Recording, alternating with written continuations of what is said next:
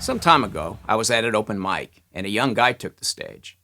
He told us that this was the last time we'd see him because he was moving to France in the morning. He then performed a credible version of Bruce Springsteen's song, The River. The anguish and loss in his voice rivaled that of the boss himself. I guess that he was influenced by Bruce in his decision to leave the USA. That song, from the album of the same name, came out in 1980. I was 25 then, and I hung on Springsteen's every word, to my great sorrow. I think I followed him down the wrong path. The song begins with a sense of claustrophobia. I come from down in the valley, where mister, when you're young, they bring you up to do like your daddy done.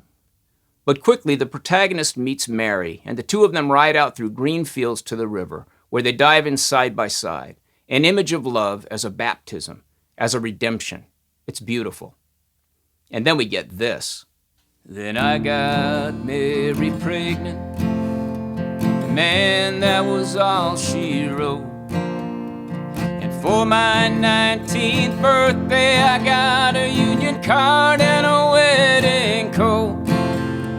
We went down to the courthouse.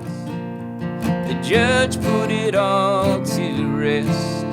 No wedding day smiles, no walk down the aisles, no flowers, no wedding dress. Wow, what happened to the love? What happened to the redemption? Were the fields no longer green? Springsteen's vision of America has always been that of a trap to be escaped. Born to Run is all about somehow getting the hell out of Dodge.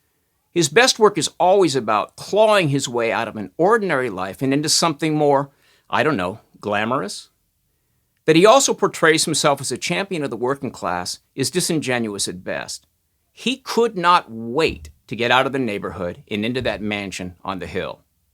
He didn't want to end up like this guy.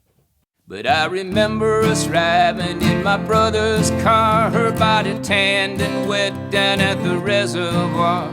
At night on them banks I'd lie awake, pull her close just to hear each breath she'd take. The memories come back to haunt me. They haunt me like a curse. Is a dream a lie if it don't come true? Or is it something worse?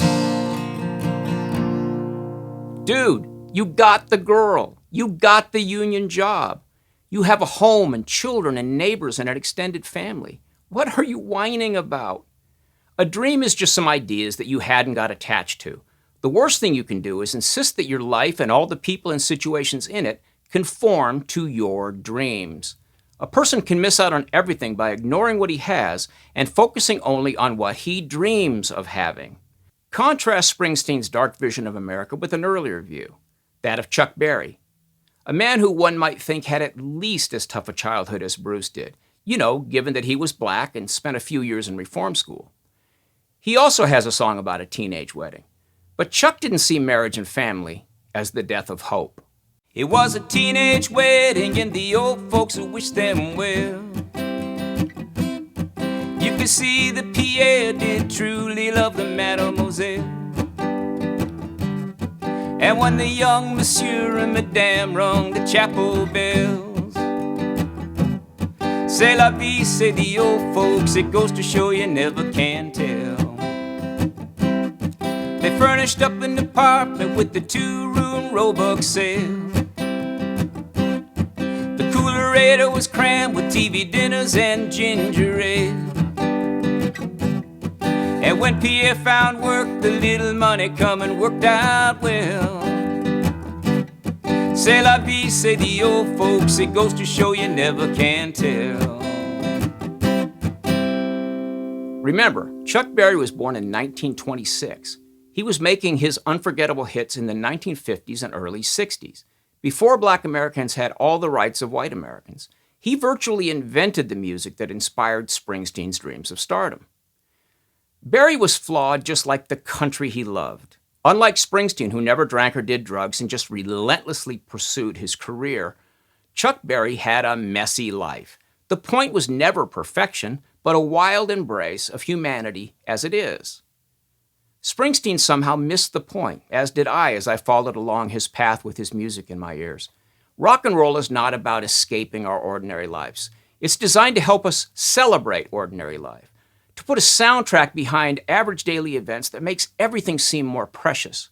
We don't need music that teaches us that our lives are an exercise in futility. The lead characters in both songs are faced with sudden change, settling down, accepting the responsibilities of life, realizing that, hey, this is it. But while Bruce's protagonist is down at the river lamenting that it's not what he hoped for, Pierre and his mademoiselle are tearing down to New Orleans to toast their anniversary. Listen, I'm not trying to sum up Springsteen's career in one depressing song. He could be as joyful as anybody, particularly when tens of thousands of people were chanting his name. But his vision of America has always been a dark one. For him, regular life always looked like a dead end. In all the years that he spent getting rich off the tickets and record sales from average folks who could never be rock stars, did it ever occur to him that not everybody considers a job and a marriage and a family as a trip into a spiritual desert? Recently, he spoke to Trump voters. He told these people, who he probably thinks are stupid for voting as they do, that he feels their pain. Really? How exactly? Bruce Springsteen never worked one job in his entire life that did not put him at the center of attention and adulation. I witnessed those 4-hour stadium shows. By the end, all I could think of was, okay, we get it. You're the most amazing person ever.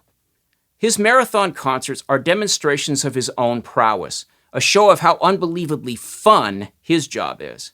Yeah, that really helps us ordinary mortals to cope with the disappointments of life. Springsteen's characters work factory jobs and run afoul of the law and lose all their money and drift from town to town sleeping in cars. Springsteen himself never did any of that, but Chuck Berry did.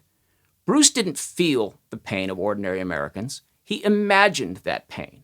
Berry felt it for real, and that's why he understood that along with the pain comes genuine joy.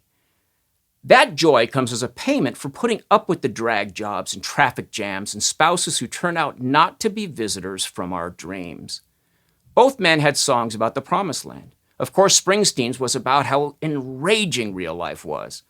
Chuck's was a wild romp across America where things went wrong and good people saved the day. For Springsteen, the promised land was unattainable.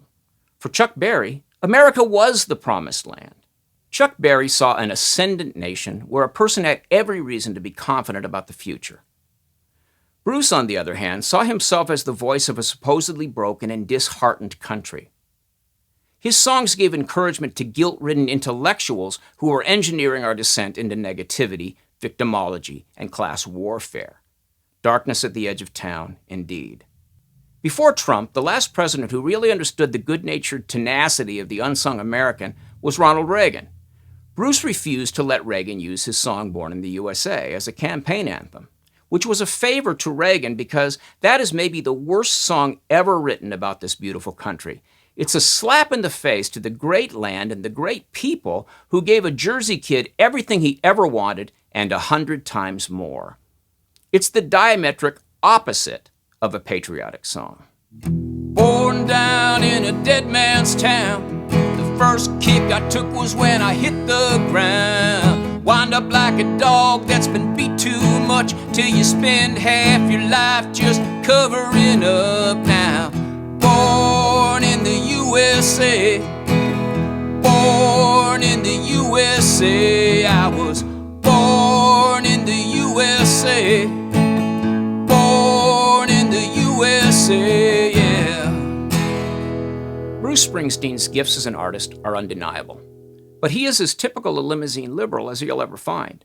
Hell, he started virtue signaling on the cover of Born to Run, which he shared with only one bandmate, the black guy. All of the white band members were hidden. Bruce was using Clarence Clemens as part of his brand, and the other musicians who helped him get to where he was might as well have been hired guns.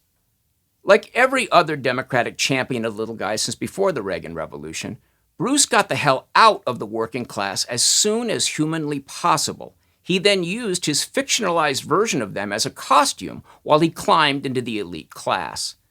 I'm no expert, but maybe if Bruce had invested some money creating jobs for his fans, instead of hiding out at his 4 massive estates and squirreling away $500 million, he might not have been so depressed for the last 3 decades. Just a thought. Reagan's campaign slogan was Morning in America. When I think of Morning in America, I picture Chuck Berry touching down on a stateside runway after duck-walking his way across Europe. Chuck Berry at sunrise, falling on his knees to kiss the ground. This is the song Reagan should have used. Oh well, I feel so good today. We just touched ground on an international runway. Jet propelled back home from overseas to the USA. Now did I miss the skyscrapers? Did I miss the long freeway? From the coast to California to the shores of the Delaware Bay. You bet your life I did till I got back to the USA. Well, I'm looking for a drive and I'm searching for a corner cafe where the hamburgers sizzle on an open grill night and day, and the jukebox is jumping with records back in the USA. Well, I'm so glad I'm living in the USA. Well, I'm so glad I'm living in the USA. Everything you want, we got it right back in the USA. Help me. Well, I'm so glad I'm living in the USA. Yeah, I'm so glad I'm living in the USA. Everything you want, we got it right here in the USA.